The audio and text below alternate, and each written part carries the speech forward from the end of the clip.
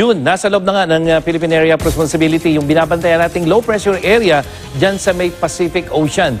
Namatayan niya ng pag-asa kaninang tanghali sa layong 945 kilometers dyan sa may silangan ng Hinatuan, Surigao del Sur at sa wind forecast ng Metra Weather. Makikita natin mga kapuso na hindi ito inaasahan na magiging isang malakas na bagyo at bukas ay posibleng tumama ito dito sa may Caraga, lalo dyan sa may probinsya ng Surigao del Sur, posibleng isang tropical depression. At pagtama niyan sa may Caraga, tatawid niyan at patungo dito sa may Central Visayas, yan yung Cebu, Bohol provinces, patungo naman posible dito sa may western section.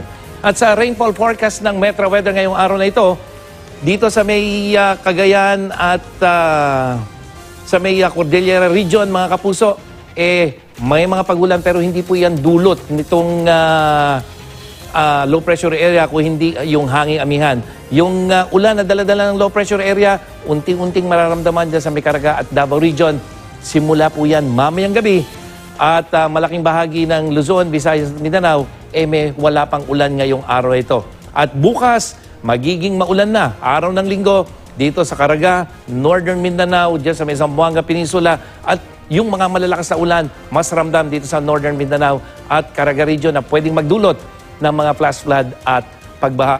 At sa Visayas, ganun din mga kapuso, bukas maghapon na malalakas na ulan ang inaasahan sa eastern section, central part, maging dyan sa may western section at muli yung banta ng flash flood at landslide tataas dyan sa malaking bahagi ng Visayas. At sa Luzon mga kapuso, dito sa northern at central Luzon, halos walang ulan maliban sa ilang bahagi ng Cagayan Valley, Aurora at Quezon. Pero dito sa Bicol region, umaga pa lamang, mararamdaman na yung ulang daladala ng low pressure area na kumisan ay malalakas. Kaya maging I am ready po dyan sa mga pagbaha at pagguho ng lupa. Kasama na rin ang ilang bahagi ng Calabarzon at Mimaropa. At dito sa Metro Manila, hindi tayo apektado direkta ng low pressure area. Mababa ang tsansa ng ulan ngayong Sabado pero posibleng sa linggo, lalo na pagdating sa gabi mga kapuso, makakaranas ang pagulan. Pero mahihina lamang yan ang ilang bahagi ng Metro Manila. At sa mga makikipiyesta naman dyan sa Sinulog Festival sa Cebu ngayong weekend, mga kapuso, umaga pa lamang ngayon, maulap, mamayang gabi, magsisimula na po yung mga mahinang pagulan. At bukas sa mismong araw ng Sinulog, maulan mga kapuso at posibleng may bugso ng hangin. Sa mga dadalo naman dyan sa may Ati-Atihan Festival sa Kalibo, Aklan, maliwalas ngayong umaga hanggang mamayang tanghali. Pero pagdating ng hapon o gabi, magsisimula na yung mga mahinang pagulan at sa linggo o bukas, mas malalakas na ulan ang inaasahan dyan sa Kalibo.